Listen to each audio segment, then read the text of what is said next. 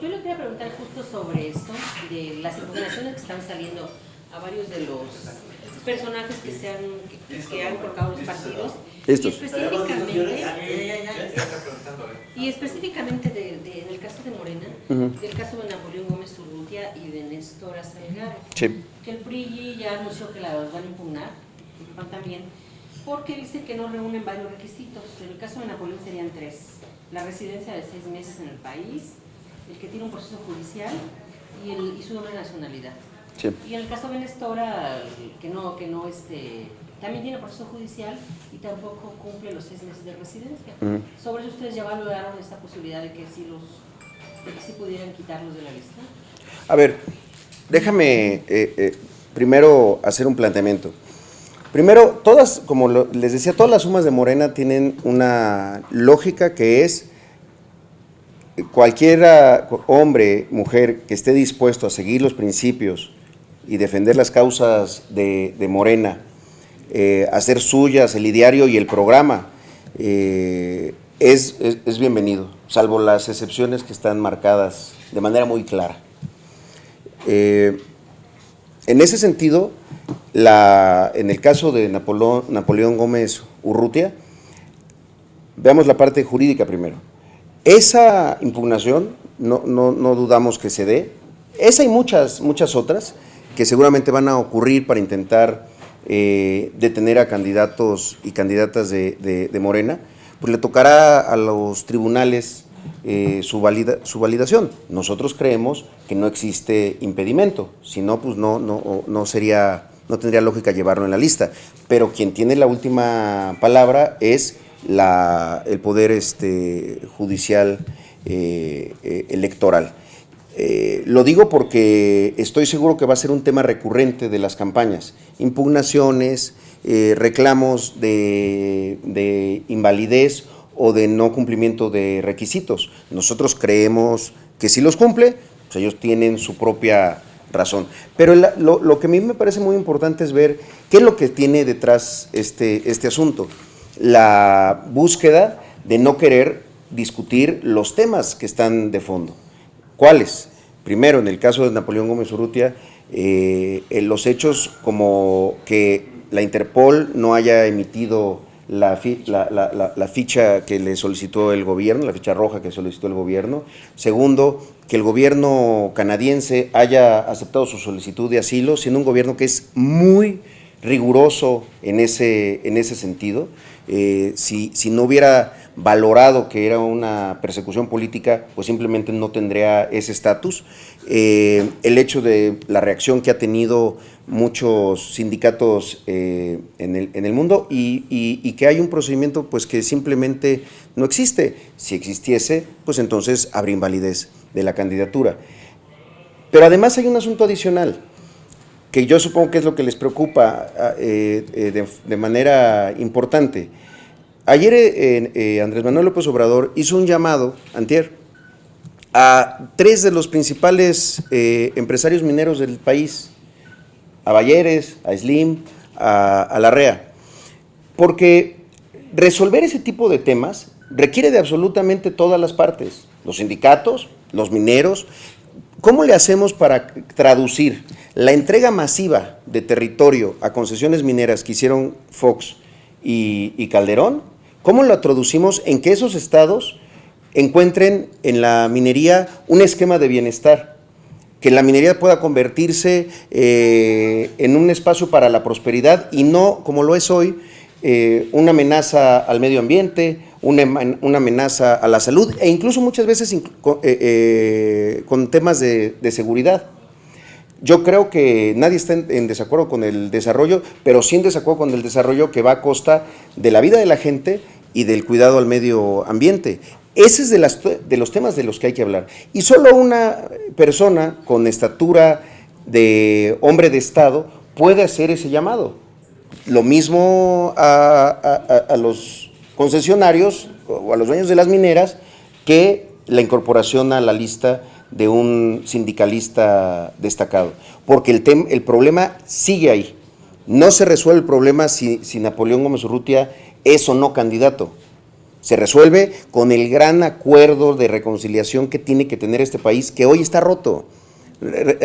Hay que partir de ese reconocimiento. Nuestra nación se partió, se quebró. Tenemos dos Méxicos, uno con prosperidad, desarrollo, crecimiento, y uno pobre, violento, que cada vez está más inconforme porque no ve cuáles han sido los beneficios de un modelo de libre mercado y de globalización que los han dejado exactamente igual. Ayer, les comparto, ayer estuve en la UNAM, se presentó el informe de desarrollo de la UNAM con las propuestas de los más destacados investigadores de nuestra universidad respecto a desarrollo en general. Y el planteamiento es, el modelo como está no funciona más. La famosa economía que iba a gotear bienestar para todos, si se permitían grandes inversiones privadas y demás, no ha funcionado o no le ha funcionado a más de la mitad del país. Entonces lo que se está planteando es eso. El tema tampoco es Néstora, lo mismo, nosotros creemos que reúne todos los requisitos, los de enfrente creen que no, eso no lo resolvemos nosotros, pero el tema de fondo es otra vez lo mismo. Cuando ha habido surgimiento de autodefensas o de policías comunitarias, ¿por qué ocurrió eso? ¿Por qué el Estado renunció a su responsabilidad en materia de seguridad? ¿En qué momento territorios completos dejaron de ser gobernados por el Estado mexicano y empezaron a tener formas de gobierno distintas encabezadas por el crimen organizado?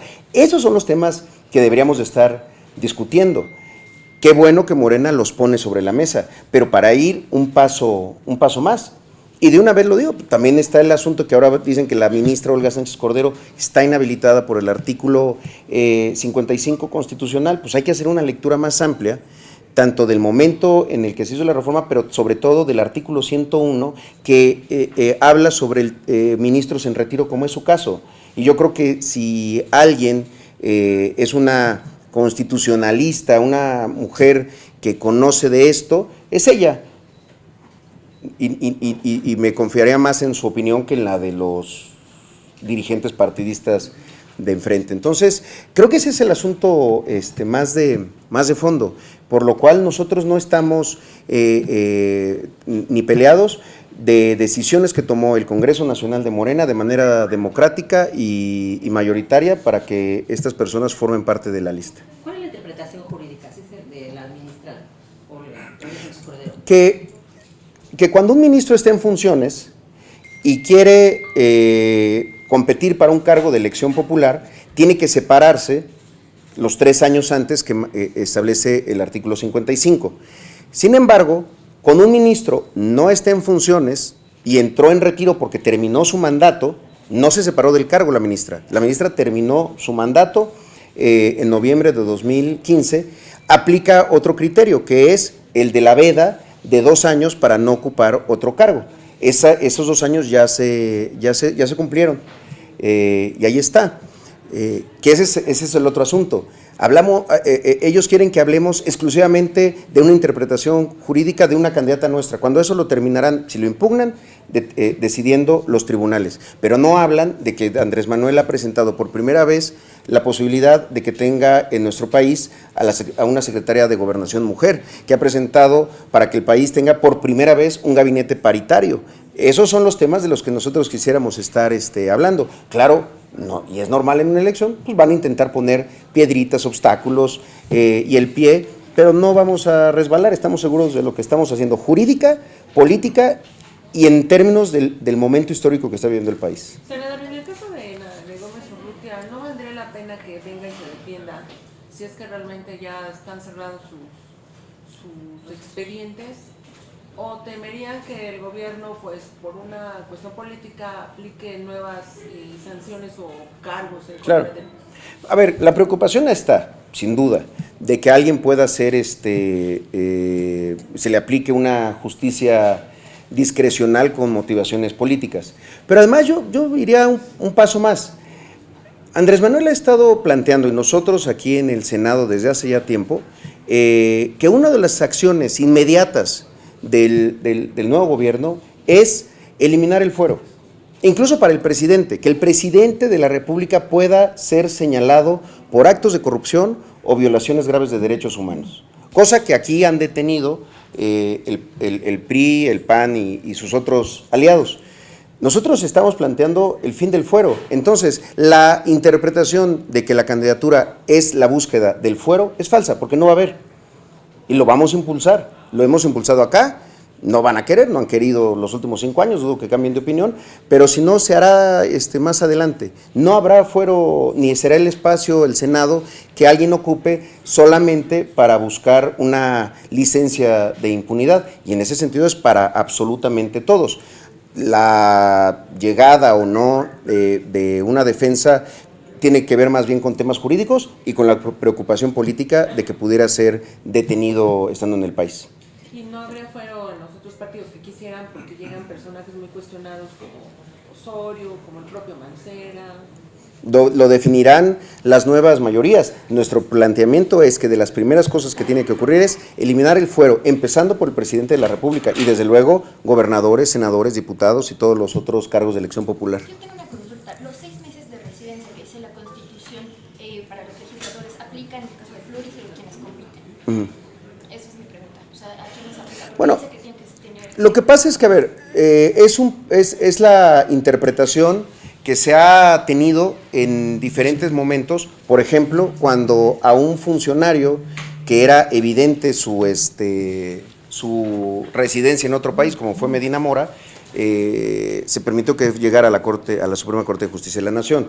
En este caso, la interpretación tiene que ver con un estatus jurídico y legal que es el del asilo. Habría que hacer esa interpretación en ese sentido. Pero otra vez, nosotros tenemos los argumentos en los que creemos que todos los candidatos tienen y cumplen todos los requisitos. ¿Quién tiene que resolverlo? Los tribunales.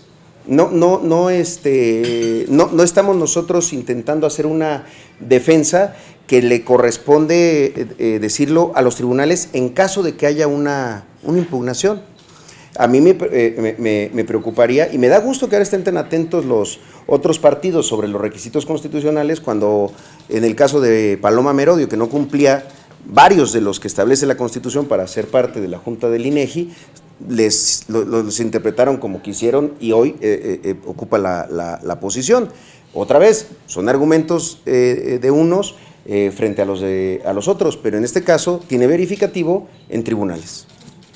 ¿No temen costos políticos por estas decisiones? Que a lo mejor dicen que lo resuelven los tribunales, que pueden ser legal, pero no temen costos políticos porque ha habido una andanada tremenda de todos los sectores por esta postulación. Mira, yo creo que la campaña sucia en contra de Andrés Manuel pues no es nueva y puede intensificarse. Si eso puede ser considerado un costo político, pues sí hay que atenderlo. ¿Y por qué lo digo? Porque la presencia de estas figuras, ¿a quién le preocupa? Pues a quienes han enfrentado, a quienes los ven como personajes que son molestos porque no les permiten que sus intereses prosperen. Entonces, esos son los costos, pero están ahí entre quienes hoy creen que personajes como estos no deben de estar en la vida pública porque les son contrarios a sus intereses. Yo creo que si volteamos a ver a la base de Morena, a las instituciones internas de Morena, a los consejeros, a los delegados a la asamblea, fue de manera democrática. No hay un costo interno como sí lo hay en otros partidos, en donde las designaciones tienen como verificativo renuncias a militancias de muchos años. El caso de Chico Herrera, senador, 40 años de militante, que las designaciones y su propia conciencia lo llama a dejar esa militancia. Gabriela Cuevas, Chema Martínez, si vamos sumando años de militancia de todos ellos, ¿cuánto nos da? Costo político al interior de Morena, no ha habido una sola persona que haya renunciado a Morena después de la publicación y, bueno, la votación y la publicación de la lista plurinominal. Ahora, a la ciudadanía, a quienes a final de cuentas tenemos nosotros la responsabilidad de comunicarles nuestras decisiones, podrán ellos manifestar ese costo. ¿Cómo? En los votos. Y ahí se verá si tenía costo o no. Que pueda incrementarse la campaña sucia porque intereses sean vulnerados o intereses vean que su forma de actuar pueda tener un costo, no político, sino económico, sí creo que puede existir, pero fuera de eso, ni internamente y hacia afuera, será la ciudadanía, en su criterio y su opinión, la que tendrá que, esa decisión tomarla a la hora de salir a votar. ¿Qué opinión le merece las declaraciones ayer de Javier Lozano, diciendo que es un mafioso? ¿Qué respondería Javier Lozano aquí? ¿Es una confesión de él o cómo? Sí. Ah. Hay una conferencia de prensa. No, hay una conferencia de prensa. Pensé que era una, Bueno, le dijo cantidad de cosas. no, pensé que era una autorreflexión. Javier Lozano tiene calidad moral. No, a ver, yo creo que Lozano, cuando era secretario, en ese momento era del PAN, él fue justamente de las personas que pues, persiguieron a Gómez Urrutia, que ante su actuación en Pasta de Conchos, que ha sido totalmente distorsionada, pues era el papel que le correspondía en ese momento, no como senador, perdón, como secretario, sino como alguien que estaba claramente sesgado hacia la protección de intereses económicos, empresariales, industriales, etcétera. Entonces, me parece que es la persona menos autorizada para dar una declaración en este sentido, porque en esa declaración hay no solamente, él dirá, hay memoria, no, hay conflicto de interés. Pues claro, es de los que están preocupados. Senador, yo quisiera preguntar sobre el tema de los debates. Sí. Hoy la Cámara de la Industria de la Radio y la Televisión dice que va a impugnar la decisión del INE de que no se permitan estos debates. Sí. Ayer MIS decía que el INE no los permitió porque benefician a un candidato. Usted como presidente de la Comisión de Radio y Televisión, que entiendo que sí. Sí, güey. ¿Qué piensa y si tendrían que haberlos? Sí, a ver, yo creo que todos los debates en una democracia fortalecen a la misma democracia, que no se puede pensar en un modelo que no tiene deliberación, contraste de ideas, un diálogo incluso apasionado y la defensa de esas ideas. Pero a mí me preocupa mucho, y yo estoy completamente en desacuerdo con esta determinación del INE por una razón. Es para todos los candidatos, no solamente los candidatos a la presidencia. En ese sentido, un medio en un municipio que quisiera innovar y hacer un ejercicio de debate en radio, en un periódico, en televisión, con candidatos a presidencias municipales, a diputados locales o a algunas de las nuevas gubernaturas, pues ya no lo va a poder hacer. Incluso estas mesas en donde no necesariamente están personas que están compitiendo entre ellos, es decir, que puede estar un candidato al Senado y un candidato a diputado, qué sé yo, tampoco van a poder ser permitidas. O sea, lo que está violentando es el derecho político del candidato a poder manifestar sus ideas, expresarlas en una mesa con otros candidatos o incluso donde no hay otros candidatos. ¿Sí? ¿Se explica? Entonces, no es una regulación que le sirva a nuestro país, y menos cuando lo que más se escucha de la gente es pues, que quiere escuchar propuestas, que quiere escuchar ideas, que quiere escuchar cómo vamos a hacer las cosas cuando se alcance el poder. Entonces, yo estoy de acuerdo. Ahora, lo que me parece ahora sí sorprendente es que MID diga que el INE lo está haciendo para favorecer a Andrés Manuel. Digo, eso sí me parece que está ya rayando en un absurdo que lo debería de llamar a revisar a quien le recomienda esas cosas. O sea, ¿Andrés Manuel sí estaría dispuesto a un debate? ¿Usted cree? Yo creo que sí. Andrés Manuel ha planteado que, primero, recordemos que los debates presidenciales están regulados y hay una serie de debates que se tienen que llevar a cabo conforme a lo que dice la ley. Pero este asunto afecta a todos. O sea, calculemos que son casi 2,000 cargos de elección popular que están en juego y que supongamos, para hacer así matemáticas muy simples, que hay en cada caso 3 candidatos que pueden ser competitivos, ya sean independientes de partidos y demás. La restricción le está afectando a todos ellos, a todos, a poderse sentar en una mesa contra quienes están compitiendo e incluso contra otros representantes de los partidos a debatir, a discutir, algo que debe de ocurrir todo el tiempo. Yo creo que aquí debemos, nosotros como legisladores sobre todo, valorar la contribución que hace el debate público a la democracia. Todo el mundo le tiene pavor a los debates parlamentarios, a los debates cuando hemos llamado a comparecer a funcionarios del Poder Ejecutivo. Es como si fuera una ofensa que alguien te llame a debatir. Entonces, no podemos estar de acuerdo con eso. Senador, pensando que esto es justo en el marco es un candado en el marco de lo que son las intercampañas y que muchas personas han hablado de que es un periodo medio ocioso, medio ambiguo, ¿no sería también prudente en adelante eliminar esta figura de la legislación? ¿De las intercampañas? Yo no sé necesariamente si ampliar el periodo de campañas contribuya en el desarrollo democrático, en el objetivo que debemos de tener todos, incrementar la participación de la gente. Ese debería ser lo primero en lo que debemos de estar pensando a la hora de regular, no cómo me conviene a mí. Les pongo unos ejemplos. Hay estados donde, de los 9 estados que están en contienda, que las campañas a gobernador duran un mes, las campañas formales. Y entonces en el intercampañas, pues sí, tienen que hacer lo que está permitido por ley, pues para construir la estructura electoral de defensa del voto, para poder tener conversaciones de otro tipo, etcétera.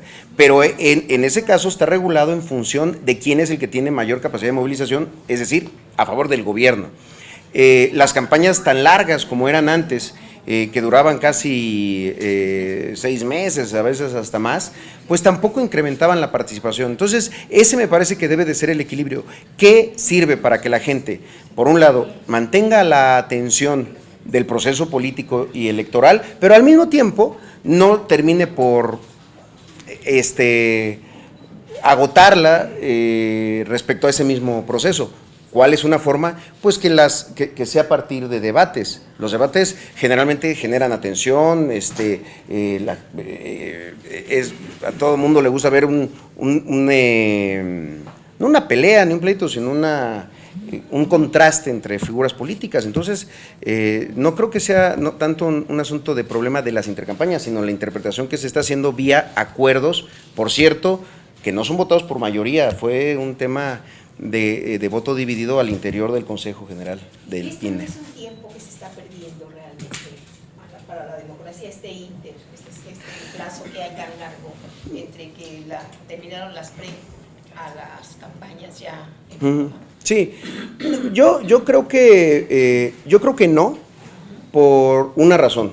Las tareas, los desafíos que tienen los candidatos, que somos de oposición, que no tenemos de nuestro lado, al parecer, a muchas de las instituciones electorales, sobre todo en los estados, que tienes al gobierno y a otro tipo de intereses creados financiando campañas, te hace necesario un trabajo mucho más territorial para 2 cosas que son fundamentales: tener representación en las casillas, capacitación, etcétera, y del otro lado, la defensa jurídica del voto. Porque ahí está una parte importante de la elección. Una está expresada en las encuestas. Muchas veces cuando fallan las encuestas no es porque los encuestadores sean malos, no todo el tiempo. Muchas veces fallan porque las encuestas no pueden medir clientelas electorales, no pueden medir fraude, no pueden medir alteraciones que se cometen desde la propia institución electoral. Entonces, hay veces que dice, bueno, ¿por qué iba tan arriba y terminó cerrándose tanto o volteando el resultado? Porque pasa eso. ¿Cómo se evita? Teniendo una organización y una estructura política y partidista particularmente que funcione bien. Y este es un momento en el que estamos trabajando en eso. Yo quisiera preguntarle una última cuestión. El caso de Ricardo Anaya y Rosario Robles. Ricardo Anaya hoy sale a decir en nuestro video que está dispuesto a ir a las autoridades para que se le compruebe todo. Ha sido acusado otra vez de cuestiones fraudulentes, ¿no? Pero hoy sale a decir que, bueno, que está dispuesto a ir a las autoridades. Y por otro lado, Rosario Robles, ayer pues nadie dijo nada, o sea, no pasó nada, y ahí hay un fraude impresionante también, de recursos. Sí, y nosotros lo señalamos y estamos planteando estrategias, particularmente una. Si el que nada debe, nada teme, pues que venga a una reunión de trabajo al Senado, Primero, la Auditoría Superior de la Federación, a la presentación de este informe que me parece fundamental. Segundo, las autoridades que están señaladas en los desvíos, no solamente Sedatu, también, bueno, Sedesol y quienes fueron sus titulares. Y hay muchos más, o sea, es larga la lista de instituciones que están siendo señaladas. No a comparecer a una reunión de trabajo a que expliquen que si un dinero que estaba etiquetado y destinado a un bien o servicio que presta el Estado se desvió para otra cosa, que nos expliquen cuál fue la motivación para el desvío, en dónde terminaron esos recursos y por qué. Porque la argumentación siempre es que se validó a través de una institución académica o nos saltamos partes del proceso licitatorio porque lo hicimos con asignación directa a partir del aval que tuvo de una universidad, por decir algo, pero el desvío no es peculado. Bueno, pero aquí se está demostrando por la propia auditoría que no hay comprobación de que esos bienes y servicios se hayan entregado. Entonces, ahí está el problema. Si quieren, uno de los espacios democráticos para la deliberación es justamente el Senado. Ahora, en el caso de la secretaria Robles y de Anaya, yo sí creo que a ellos, por ejemplo, el tema de los debates no les debe preocupar. Yo lo que organizaría sería careos con ellos, así como careos judiciales, pues que se careen, pero ya ahí en la rejilla o así como el Tres Patines, ¿no? Porque todos los días salen a aclarar algo. Decía yo ayer, qué difícil ha de ser Anaya, que consume gran parte de su tiempo en aclaraciones y aclaraciones y aclaraciones de ahora un fraude, de acusaciones de lavado de dinero. Ya no son nada más las fundaciones o las propiedades que no puso en su 3 de 3 o sí que lo que tiene su familia. Ahora ya es una acusación directa. Entonces, que se haga cargo. Pero ya, él tiene que salir a aclarar, seguramente le consumirá tiempo, pero pues si no, ya que se careen ahí al estilo él dijo a la ayer que antigüita. eso es de risa loca, que porque lo burdo que es, pero por otro lado dice que está dispuesto a ir a las autoridades. Bueno, yo creo que la población que está cansada de la corrupción, que encuentra justificado su enojo por tantos escándalos que no terminan siendo castigados, no lo ven como de risa. Yo creo que la indignación se justifica en el momento, no solamente en el que los escándalos son revelados por los medios de comunicación, sino que muchas veces la única sanción que recibe el funcionario es esa, estar en una primera plana, como lo está hoy Anaya y también Rosario Robles, y esa es la sanción, una sanción moral de decir, hay la acusación, y con la idea de, en 2 días se acaba, en 3 días se olvida, en 4 días estamos en otra cosa y ahí sí a otra cosa mariposa. Eso es lo que ya no puede seguir ocurriendo. La auditoría hizo su chamba, auditó. Los medios hicieron su chamba, publicaron. Ahora, la autoridad tiene que actuar. La sanción no es un escándalo mediático. La sanción es llegar hasta las últimas consecuencias y el Senado no puede ser omiso. Y la no omisión tiene que ver con llamar a comparecer a todos los integrantes y titulares de esas comisiones. Si la comparecencia no es posible porque tiene que construirse una mayoría, llamarlos a una reunión de trabajo. Empezando, y de verdad, con mucho respeto lo digo, por una auditoría que siempre hace su chamba, presenta su informe y no pasa absolutamente nada. Es decir, que se llama Rosario Robles y a los involucrados en todos estos Y refirió ayer la auditoría. Así es, y también a los funcionarios que hayan estado en la titularidad de esas dependencias con 1 año de distancia. Y a la PGR, Por ejemplo. Pero se le puede llamar aunque sea candidato. Los funcionarios públicos, cuando se separan del cargo, todavía tienen 1 año después, en donde se les puede seguir requiriendo cuentas e información sobre su paso por esa secretaría. y la PGR para que reporte qué ha hecho en el asunto de Anaya, que tanto se le ha señalado. Así es, yo creo que sí, pero visto esto como un ejemplo, ambos casos, como ejemplos de algo que ha estado ocurriendo de manera recurrente y sistemática. Es estructural, no es un caso, no es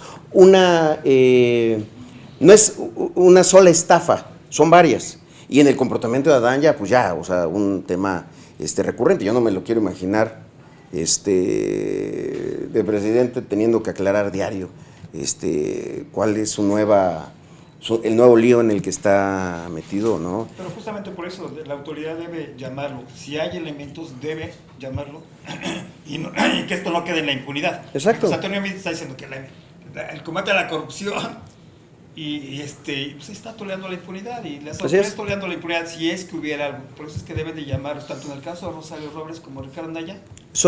En todos los casos, tiene que haber un seguimiento que termine en responsabilidades. No se puede quedar así. Pero el problema es de que en la PGR hay un encargado que no hace nada, como dieron esa oportunidad también dice, y está pendiente de la Fiscalía General aquí para que sinceramente quien ejerza una sanción fuerte. Ayer como dice que hay que mandar la Fiscalía General hasta después de las elecciones. A ver, yo sí creo que habría que hacer una revisión profunda del artículo 102. Y en ese sentido nosotros presentamos ya una iniciativa en septiembre, con todo el grupo parlamentario. También esa es la otra. ¿Hay diálogo con la sociedad civil? Sí, sí hay diálogo con la sociedad civil. Lo respetamos, reconocemos que tienen una opinión y la valoramos en función de lo que nosotros terminemos decidiendo qué hacer. Y en ese sentido sí creemos que primero es la institución y después el nombramiento.